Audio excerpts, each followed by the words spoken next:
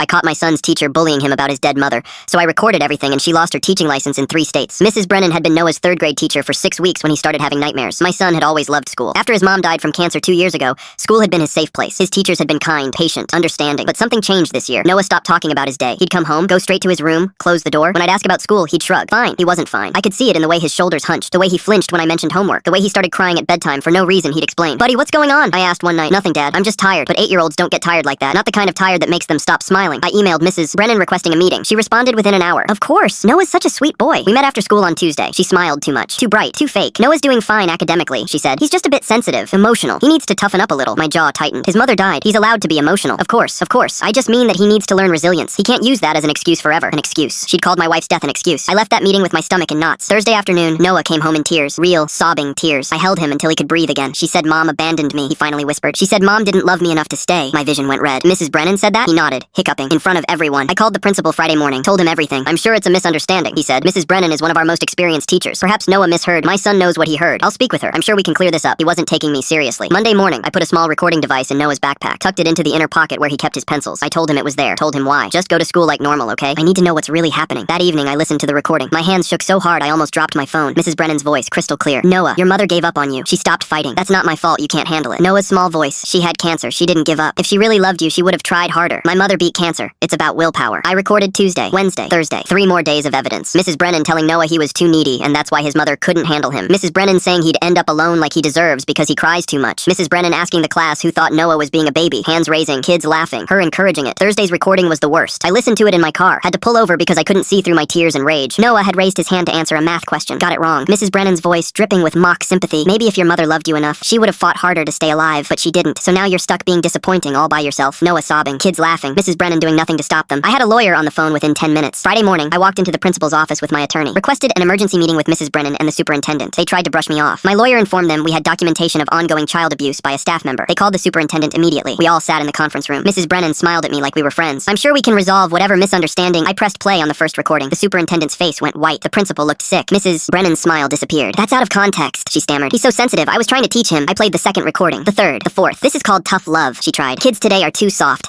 Someone needs to prepare them for. You taught my son that his mother didn't love him, I said. My voice was calm, cold. Now you'll learn what it means to lose everything. Mrs. Brennan was fired that afternoon. The school board revoked her teaching license. The superintendent reported her to the state licensing board. Her credentials were flagged in 3 states where she'd previously taught. She tried to fight it, hired a lawyer, claimed I'd violated wiretapping laws by recording her. My attorney proved that minors can be recorded in schools by parents concerned about abuse, and that verbal abuse of a child constitutes reportable criminal conduct. She was also charged with child endangerment. Didn't go to prison, but has a record now. She'll never teach again. Can't even work in childcare. Noah's in therapy twice a week. He's slowly coming back to himself. Still has nightmares sometimes, but he talks to me now.